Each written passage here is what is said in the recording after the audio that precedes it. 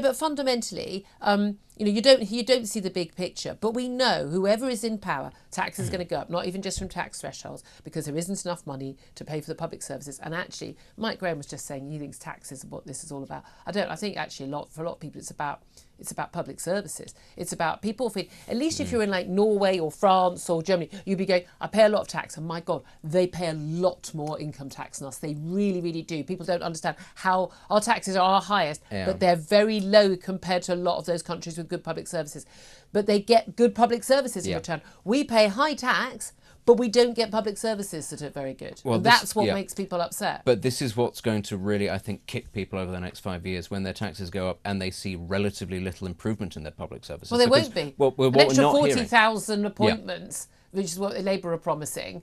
There are millions of appointments every day. At 40,000, again, unless you're one of those 40,000, great.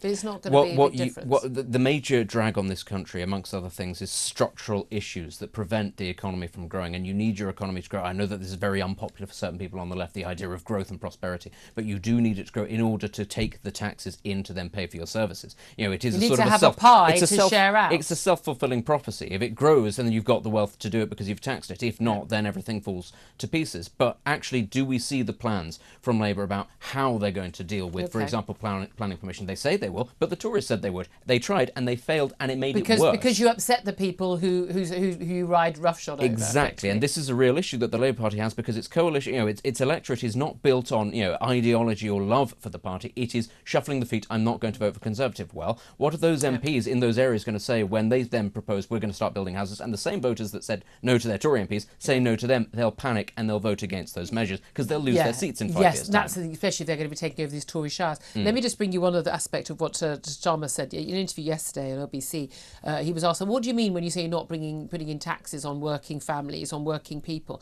And he gave his definition of working people. And he said, people who earn their living, rely on our services. Well, I mean, I earn a living, you earn a living, right?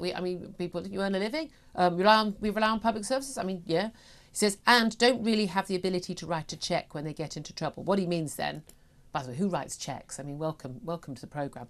Welcome to 2024. But what he means is you don't have any savings. 30% of this country don't have any savings, right? The average adult in this country has around £17,500 in savings, but it's a fraction of that. If you're 30, if you're over 55, it's about double that. Here's the thing, and that's not including pensions for older people.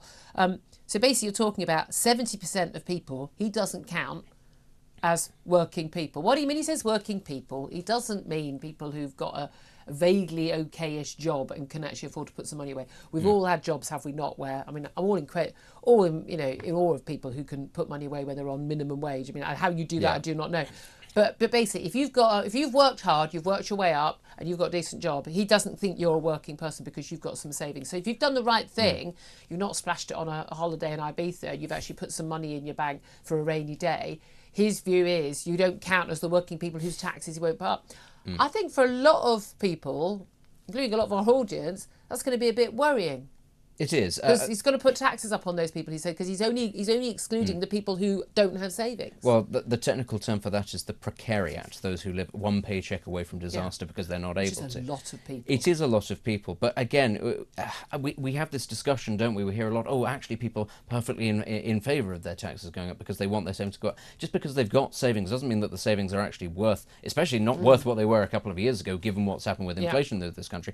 And, in many ways, you've got to say, that there was this emphasis on people actually going out and spending more precisely because the economy is in the doldrums. They've not been encouraged to save. But if you do the right thing, you should be rewarded. And for too long in this country, people are actually hammered for doing at the very least, you shouldn't be punished for having saved. And again, that's where inheritance tax comes in as well, doesn't it? Let me talk about two aspects of campaigning today. Though Boris Johnson, we understand, is not going to be out campaigning. And the reasoning that has been given in the Times newspaper today is, well, basically, we've given up on the red wall seats. We're not going to win the red wall seats. This is all about the Tory shires. That is not the part of the world where Boris Johnson is a vote winner because, Brexit, he's the problem sort of thing.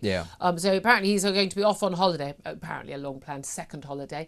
He's on his second summer holiday. I mean, that's before July. You've not even taken your second holiday. I mean, even I don't manage that, Boris. Good grief. How far be it from me to criticise anyone going on a holiday. But yeah, he's going to be off and he's going to be coming back only the day before the election. election, which I think is quite interesting. They've given up. But also, Tory long-term donor gave £500,000 at the last election to the Tories. John Caldwell he ran one of the now failed phone companies. Let's be honest, it's worth $1 billion plus. I mean, he knows what he's doing, but he says he's now going to vote Labour. But interestingly, he told Mike Graham this morning he's not giving them any money. But yeah, I mean, let's face it, Keir Starmer will take him with open arms. He's going to be taking money. Yeah. He's going to be asking for money later on. But what do you make of both of these two men and their decisions? I mean, I think John Caldwell just sounds like somebody who likes to back winners, which, to be fair, lots of successful people do. They don't necessarily have the strongest ideology. They back what's the best thing for them at the time, and that is replicated across the board. And in fact, a lot of his criticisms of the Tories are things that Labour would have supported. Yeah, absolutely. I think it's about presenting yourself in a certain light as much as anything else. And he's got a lot of publicity from this, from somebody who was not necessarily a household name before. On the subject of Boris Johnson, I mean, it's first of all, it's very funny that there was this idea that they were going to parachute him in and, it would all be absolutely fine. Because there is this idea, isn't there? I wouldn't trust him on a parachute. There is...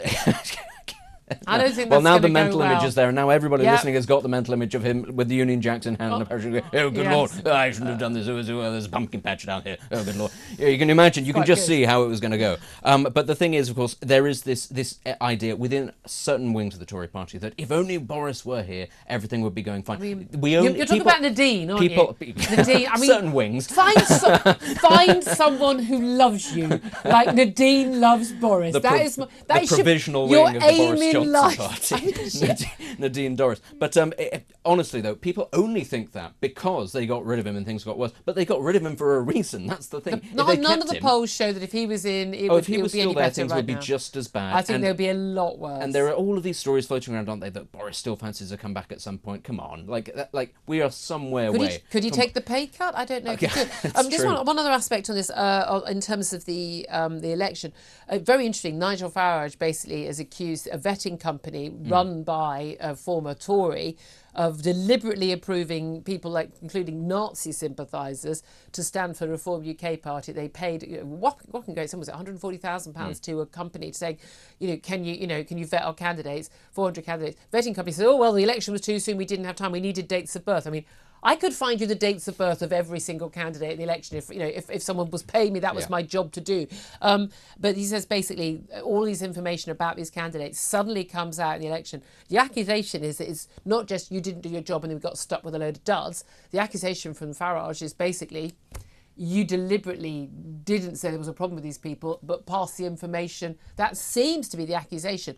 Yeah. Lawsuits could ensue. I've got no information on this. I'm not accusing anyone of anything. That's an incredibly serious accusation. We will obviously have to wait for more evidence about that. But what I would say, and maybe this sounds a little bit unsympathetic, is if you outsource the vetting of your candidates to somebody who is not your political party, well, I'm sorry, but that is taking your life into your own hands, actually. Yeah, and this is something that I've criticised for the Labour Party and also for the Tories, the absolute shambolic nature in which candidates have been selected. And this is not a new thing. Often this happens, and I cannot get my head around the fact that this is not taken more seriously by parties, that this isn't something...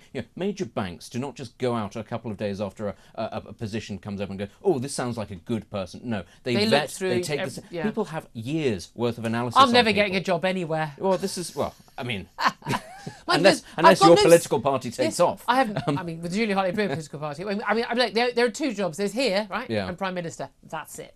I mean, those are the two jobs. Sorry, and Empress.